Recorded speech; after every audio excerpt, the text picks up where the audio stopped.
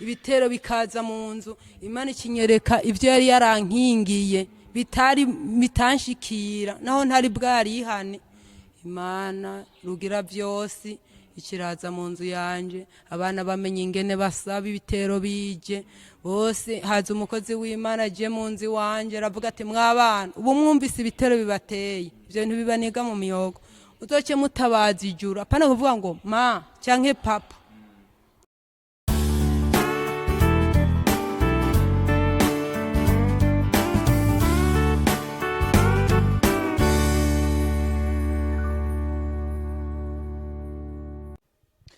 Bakunzi ba Mahira TV turabasuye kubaramutsa canke mwiriwe bivanye naho muherereye.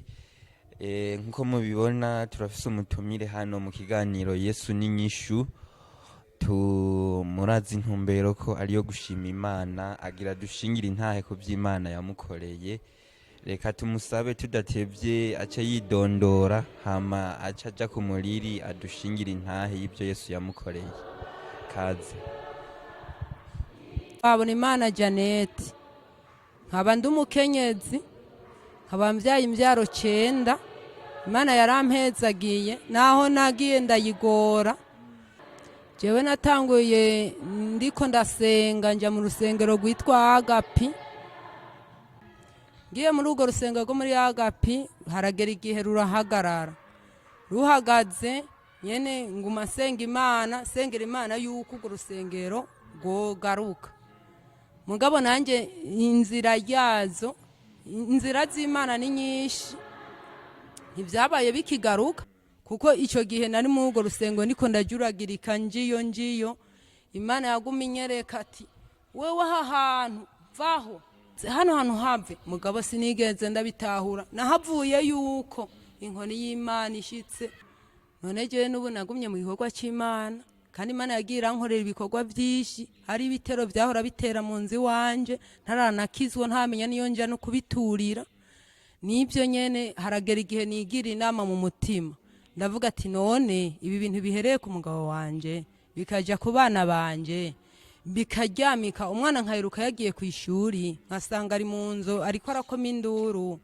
Mugabo Imana yo mwijuru yaravye ibigabitanye kuko nari mbayeho meze kumwe ko kwa Toma, kuko Imana yaguma inyiyereka ikaguma inyiyereka. Mugabo jewe sinigera ndabibona. Ibitero bikaza mu nzu, Imana ikinyereka ivyo yari yarankingiye bitanshikira naho ntari bwarihane. Imana rugira vyose ikiraza mu nzu yanje, abana bamenye ingene basaba ibitero bije bose. Haza umukozi w'Imana aje mu nzu wanje aravuga ati mwabana ubu mwumvise ibitero bibateye, ivyo bintu bibaniga mu miyogo, uzoce mutabaza ijuru apana kuvuga ngo ma canke papa. None ubu ndashima Imana, ubu ndi mu ngoro y'Imana ndashima Imana. Twarakijijwe, abana bamaze kubatizwa n'abana 4. Abandi bana nabo baracyari batoya ntibaragira kubatizwa.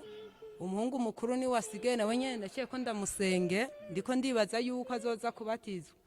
Jewe ikintu ndiko ndashinga intahe mvuga nti Imana yankuye kure.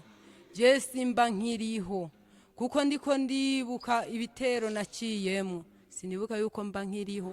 Mugabo ijuru niryo ryaciye riseruka, Imana irandungikira indimbo yo muri Kantike ngo kera ivyahora binera ubwoba noneho ntibinkoma kuko nisegu ukoko kuworankikiye. None niho ngize nihebuye canke mwijoro nkumva mu mutima bitagenda neza, ica ndirimba ya ndirimbo nkaza numva byose biraheze, ubwoba bugahera. Nohanura abantu benshi ko bakwiyungira ku Mana. Umuririmbyi yavuze ati nibuye ry'igitare atiri imbere igitutu atiri inkiza n'indugumba mu rugendo rwanje. Ico gituma rero ndiko ndashingiye intahe, kandi n'abantu bose bazokumire ku Mana, ntihagira undi muntu bazohungirako. Iyo niyo ntahe yanje fisi, abumvise ugushima kwanje Imana bahezagiye.